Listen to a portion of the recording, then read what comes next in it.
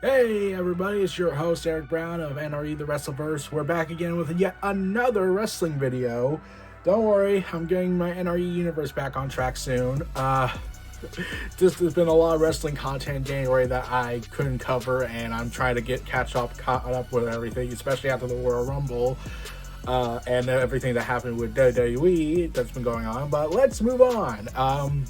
This time, we're not talking about WWE, but we are kind of talking about AEW, but instead of it being like an AEW show or an AEW match, we're getting a crossover match.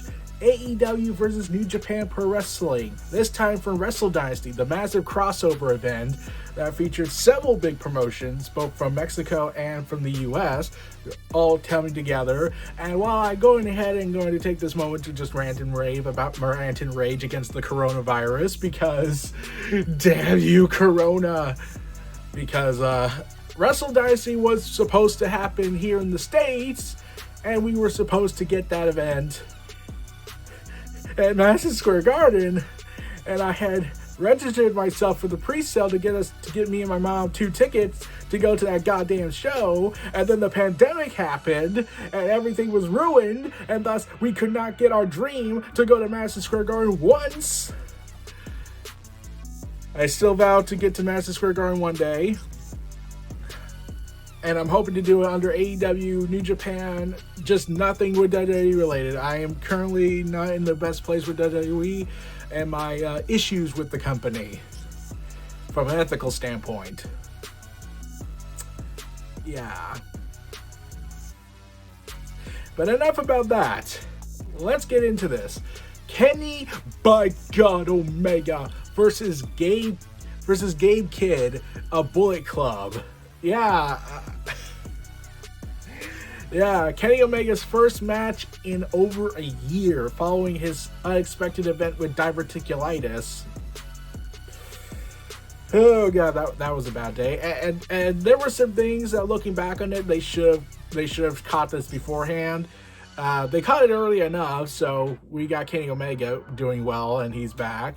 But one of the things I wanted to bring up is that Kenny Omega, so when he was teaming up with Chris Jericho, yeah, that was a thing for a bit, and was feuding with the Young Bucks, there was a promo moment where Kenny Omega revealed after years, about months later, that he was trying his best not to collapse because he was cutting this very uncomfortable promo, like he was struggling to say what he wanted to say in this build up to the Young Bucks. And it ultimately didn't happen because he got diverticulitis. But yeah, it was a pretty big deal at the time because Kenny Omega looked like he was struggling, and then it came out that he was trying to will his body not to collapse in on itself with what he was feeling. So yeah, that makes things a little awkward and very ugly. But while that has been going on, oh man, Kenny Omega came back around 6 months into 2024 during the EVP storyline with the Young Bucks, Okada, and whatnot, and they were hoping to get Kenny Omega back before All In to get an active wrestling condition before All In, so they can do Okada versus Omega round 5, I believe. Yeah, round 5. But Kenny Omega kept delaying the surgery for whatever fucking reason. I still don't get it. But they found the best surgeons they can get, and he was put back to health and recovery mode. And Kota Ibushi also proclaimed that he will not return without Kenny by God Omega at his side. He is a golden lover. Man, if only I could have someone that can love me just as much as Kota loves Kenny. Preferably a woman, but yeah, but that's a vanity project at this point in life. Enough about my existential crises that I have to go through every day.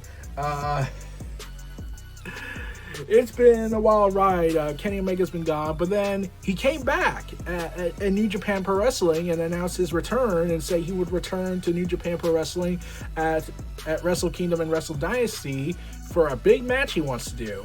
And and I was like, oh damn, there's a lot of people he could work with in New Japan right now. He could work with Hiroshi Tanahashi again because they left on bad terms last time we checked. There's a lot of feuds we can go with. And then it came as a surprise to me that it was gonna be Gabe Kidd, and I was like, not David Finlay. Like, at least I would make somewhat more sense because he's the leader of Bullet. He's the leader, I think, of Bullet Club. I have honestly lost track of the Bullet Club faction. They keep having so many switches, and with the loss of the Tonga brothers, the Gorillas of Destiny as they're known as, it's just not the same anymore. And I kind of wish we still had our gatekeepers of Bullet Club, the people who watch the leader, so to speak, the leader who watches the leader. But yeah. But Kenny Omega and Gabe Kidd would have these call-outs with each other, trying to beef up their feud, like, very, very aggressively, like, bordering on shoot. Like, Gabe Kidd taking a shot at Kenny, taking a shot at AEW, and ranting and raging. It sounds very familiar.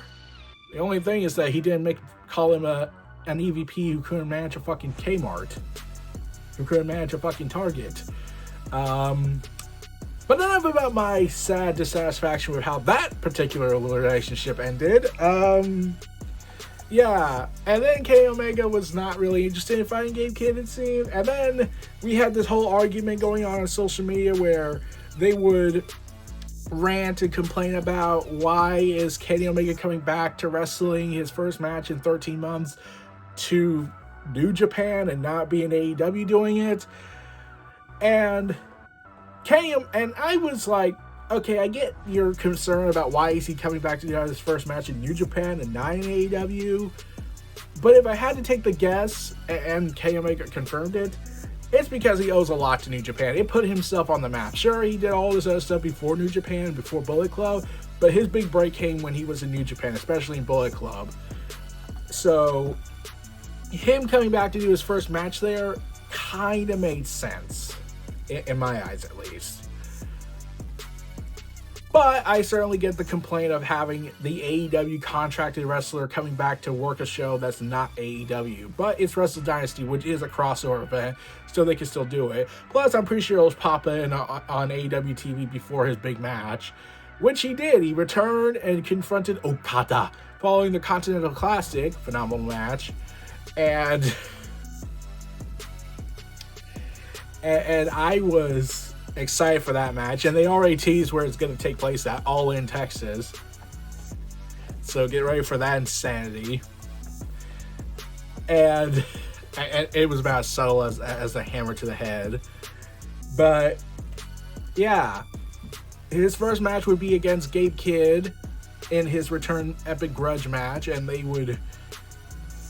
I saw it and I was like, "Oh wow, they're really going forward with it." Like it reminded me why I loved New Japan Pro Wrestling so much, because it's usually when it comes to my usual taste in Western wrestling, it's always rather slow at first and then kicks into high gear, but then later kicks into high gear, or they work a theatrical 3-act structure kind of vibe.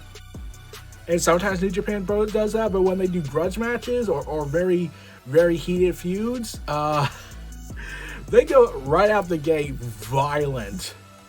Like, it was intense how it got. Because right out of the gate, they're already fighting fisticuffs and throwing each other everywhere. And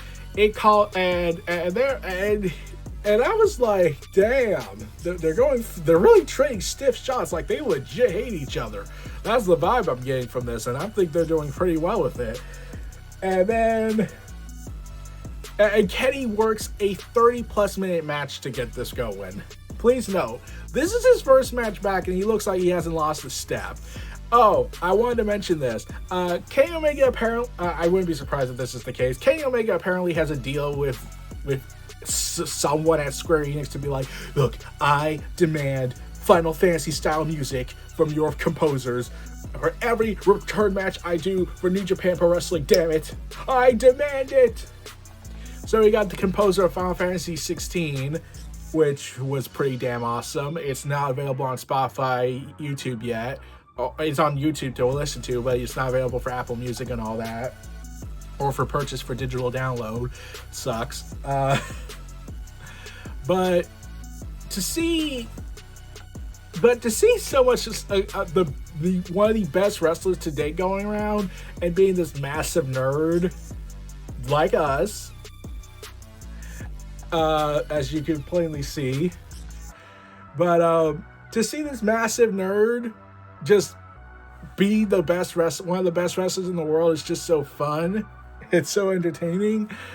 But another big thing is that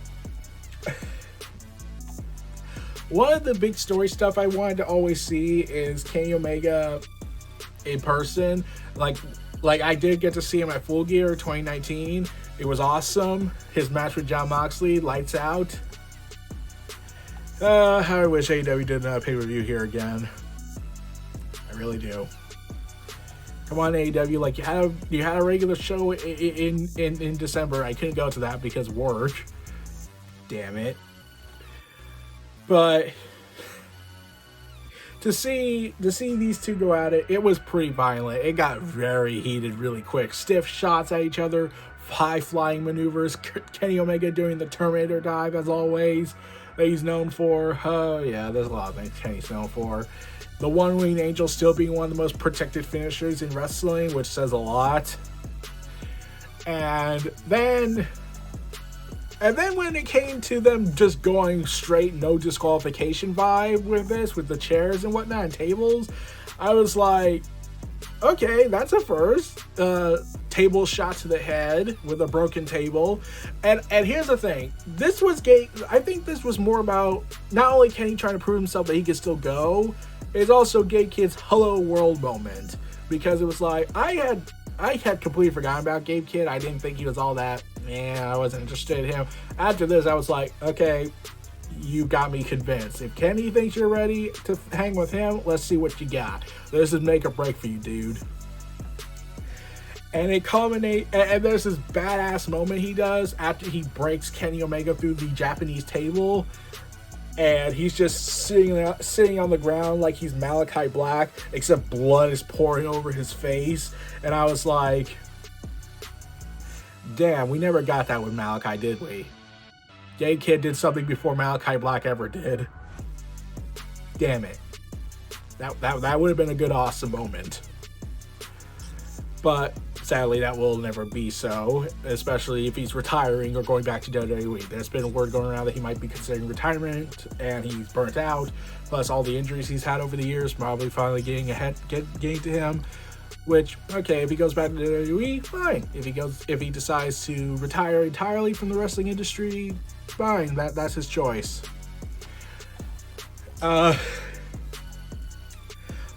yeah, and then here's the thing. Whenever I watch WWE and AEW, even with their chairs, when they use chairs weaponry, there's always a particular style. Like, it feels like they're hitting them, but they're not really hitting them. You kind of get what I'm saying? Like, they're not, like, going for, like, trying to crack their skulls as hard as they can or crack their body as hard as they can. It feels like they're, like, I'm pretty sure it still fucking hurts. I'm not denying that. But when Gabe Kidd was launching chair shots to Kenny Omega, I was like, okay, I watched it, and then I looked at a highlight video of it on YouTube, and I was still wincing at, oh, damn, they're really going for stiff chair shots to the body. Especially given Kenny just came back from diverticulitis and from a heavy, important surgery. Still hate that idea where the heel just targets the recently repaired real-life injury. It kind of annoys me to no end. But moving on from that, yeah, it's just insane how intense this match was. How it went from a 10 to 11 real quick. And Kenny Omega ultimately gets the victory and does the One-Winged Angel, one of the most protected finishers in wrestling. The only people to ever kick out of the One-Winged Angel is Kota Ibushi and Kenny Omega himself when other wrestlers hit him with it, which was awesome. Kenny Omega especially kicking out at one from Will Ospreay. And I would have been alright if Hangman kicked out of it when he was feuding with Kenny Omega back in 2021 during the first golden age of AEW. I still believe another golden age is on the horizon, hopefully this year. But yeah, Kenny Omega won and defeated Gabe Kidd. Gabe Kidd really showed out. I was impressed. And Kenny Omega completes his journey to return to the ring. And if this was in the Western scene, they would be screaming, "You still got it! You still got it! You still got it!" And subsequently, he still got it. Oh man! If only we could get Roman Reigns versus Kenny Omega. That would be the biggest box office match you can make in the modern era. That's not The Rock and Roman Reigns. Oh man, that would be such an awesome fucking match. But you would have to incorporate Don Callis into this, just any way how, because Don Callis and Heyman's interactions would just be gold on its own. But that's a pipe dream at this point in time. Maybe I'll make a video one day about potentially a what-if scenario for that. But Kenny Omega would later return to AEW and resume storylines, but we'll talk about that in the next video. But for now, this is your host, Eric Brown of NRE, host of NRE Wrestleverse. Feel free to like, comment, subscribe, check out my content in the description below. Stay tuned for more. I'll see you all again next time. Peace and take care. And welcome back, Kenny. By God, Omega, you have been sorely missed.